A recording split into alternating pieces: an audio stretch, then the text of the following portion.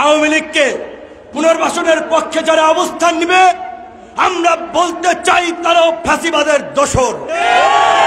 এবং আমরা বলতে পারি আওয়ামী লীগের পুনর্বাসন ঠেকানোর জন্য আবার যদি দ্বিতীয় বিপ্লবের ডাক দিতে হয় এই চট্টগ্রামের মাটি থেকেই যেন সেই প্রতিরোধের ডাক আসে।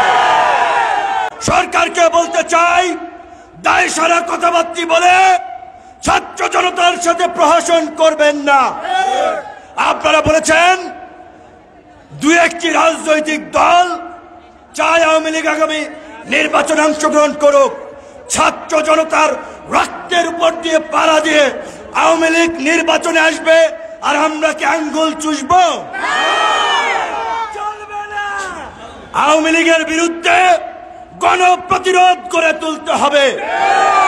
প্রত্যেকটি পাড়া মহল্লায় আওয়ামী লীগ, ছাত্রলীগ, যুবলীগের নাম যারাই মুখে নেবে তাদেরকে প্রতিহত করতে হবে।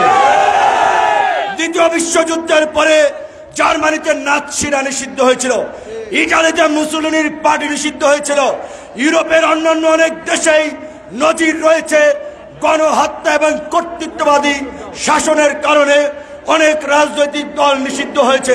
কাজেই আন্তর্জাতিক অপরাধ ট্রাইব্যুনালে খসড়া আইনে সংগঠন হিসেবে আওয়ামী লীগের বিচার না রাখার বিধানকে আমরা তীব্র নিন্দা এবং ঘৃণা জানাচ্ছি। পরিষ্কারভাবে বলতে চাই আওয়ামী লীগকে নিষিদ্ধ করা এবং বিচারের দাবিতে গণ অধিকার পরিষদ আপনাদেরকে এই চট্টগ্রাম থেকেই প্রোগ্রামের ডাক দেওয়ার আমরা আহ্বান জানাচ্ছি।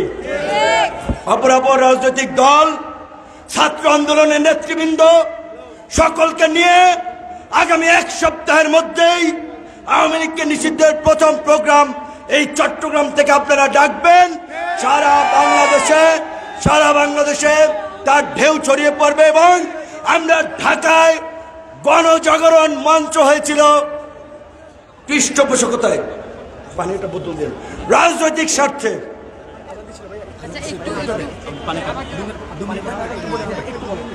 আমরা আওয়ামী লীগকে নিষিদ্ধের দাবিতে প্রয়োজনে ঢাকায় মহাসমাবেশ করব। আপনাদের সেই প্রস্তুতি নেওয়ার আহ্বান জানাচ্ছি।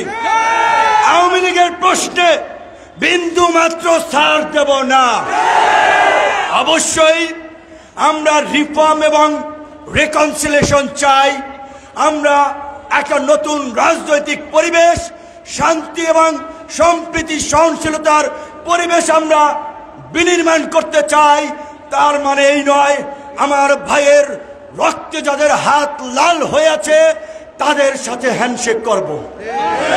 এত তাড়াতাড়ি এই যে নির্মম নিষ্ঠুরতা চোখের সামনে ভেসে আসছে, রাতে ঘুমাতে দেয় না, ট্রমাটাইজ হয়ে যায়, এই স্মৃতি এত তাড়াতাড়ি ভুলে যেতে পারবো না।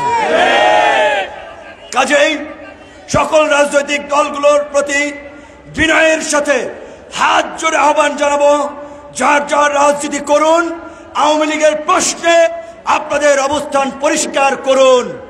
ভুলে যাবেন না 15-16 বছর ধরে রাজনৈতিক দলগুলো চেষ্টা করেছিল, হালে পানি পায় নাই। কয়েকটা ককটেলেই সমাবেশ পণ্ড আর গুলির মুখে দাঁড়িয়ে সুসংগঠিত প্রশিক্ষিত বাহিনীর বিরুদ্ধে দাঁড়িয়ে বুক টান টান করে আবু সাইদ, মুগ্ধ, আসিমরা জীবন দিয়েছে। তাদের রক্তের উপর দিয়ে পাড়া দিয়ে আওয়ামী লীগের রাজনীতি এদেশে প্রতিষ্ঠিত হতে দেব না, দেব না, দেব না।